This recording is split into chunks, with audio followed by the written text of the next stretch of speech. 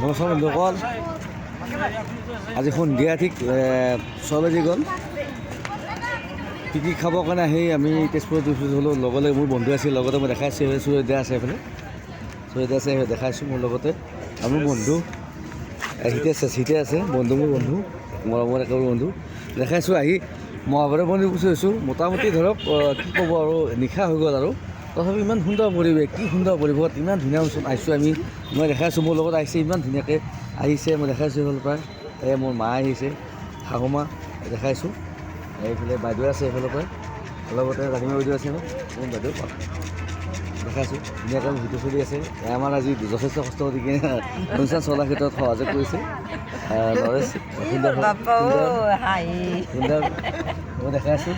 আৰু লগতে জীৱন দা আছে, জীৱন দাৰ সৈতে পৰীক্ষা আছে, গোটেই সিহঁতৰ ফেমিলি আছে, গোটেইবিলাক আছে। ধুনীয়াকৈ লগ পালোঁ, ভাল লাগিল, যথেষ্ট ভাল লাগিল, ইমান মৰম লাগিল, ইমান ধুনীয়া অনুষ্ঠান। আৰু গধূলি সময় আহি পেলাই মহাভৈৰৱলৈ উপস্থিত হ'লোঁ, কিন্তু ইমান সুন্দৰ পৰিৱেশ, কি ধুনীয়া লাগে। অকণমান যদি মানে কি ক'ব আপুনি, যদি কি কয়, যদি কেনে লাগিছে আপোনাৰ? ভাল লাগছে, ভাল লাগছে ন ধুনীয়াকৈ সুন্দৰকৈ পৰিৱেশটো। কি ক'বা, কি খালা দিটো, কি খালা ধুনীয়াকৈ? আৰু খানা পিনা খাই ধুনীয়াকৈ আহি আৰু মন্দিৰ দৰ্শন কৰা হ'ল। ভাল লাগিল, যদিও আমাৰ অহাত দেৰি হ'ল, তথাপিও অনুষ্ঠানবিলাক ইমান ধুনীয়া অনুষ্ঠান চলি আছে। কি ক'ব অকণমান? আৰু আহি ভাল লাগিল, সুন্দৰ কৈছোঁ ধুনীয়াকৈ। আৰু লগতে মোৰ বন্ধু একেবাৰে কি ক'ম বাৰু, 10 বছৰৰ মূৰত আজি অকণিক লগ পালোঁ। হয়, ট্ৰেইনিঙত একেলগে ট্ৰেইনিং কৰিছিলোঁ। হয় হয়, বহুত মানে আজি বহুত দুখ লাগিল, কিন্তু ভালো লাগিছে। আগবেলা অকণিক লগ কৰিব নোৱাৰিলোঁ, কিন্তু পিছবেলা ভাতকেইটা খাই লগে লগে তাক লগ কৰিব আহিছোঁ।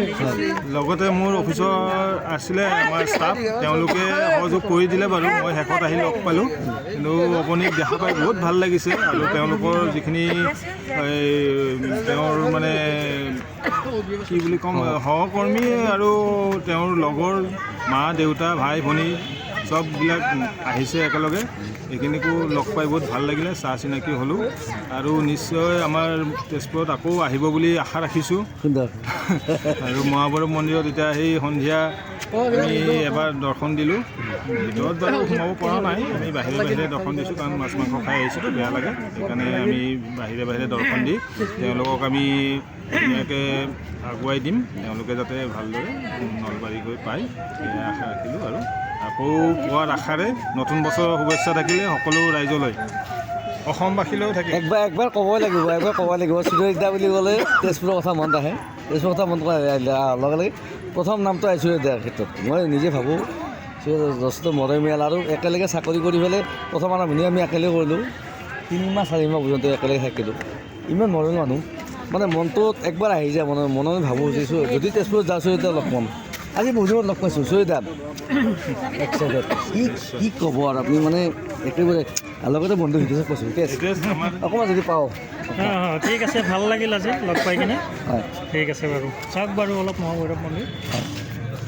ঠিক আছে। আইতাজনী আছে, আইতা ক'ত ঘৰ আপোনাৰ? ইয়াতে ঘৰ, হয় ইয়াতে থাকে। আইতা মানে মন্দিৰত আহি থাকে মাজে মাজে। হয় নেকি? কেতিয়া বজাত আৰতি কেতিয়া বজাত দিয়ে? আচ্ছা, মহাভৈৰৱ মন্দিৰত আৰতি দিয়ে গধূলি সময়ত, প্ৰত্যেক দিনে দিয়ে, প্ৰত্যেক দিনে আৰতি দিয়ে মহাভৈৰৱ মন্দিৰত। গোটেই সুন্দৰ পৰিৱেশ, আৰু মানুহবিলাক চাব কাৰণে আহে আৰু যথেষ্ট মানুহ হয় নেকি? আচ্ছা, বিশেষ স্পেচিয়েলি ইমান বেছি মানুহ হয়, কেতিয়া হয় এইটো? শিৱৰাত্ৰি মেলাত বহুত মানুহ হয়। শিৱৰাত্ৰি মেলাত বহুত মানুহ। মোৰ ভাইটি আছে, পৰাগ আছে, এইফালে দি দেখাইছোঁ। পৰাগ আহি কেনে লাগিছে? বঢ়িয়া লাগিছে ছাৰ, কিন্তু বহুত ধুনীয়া লাগিছে মন্দিৰটো।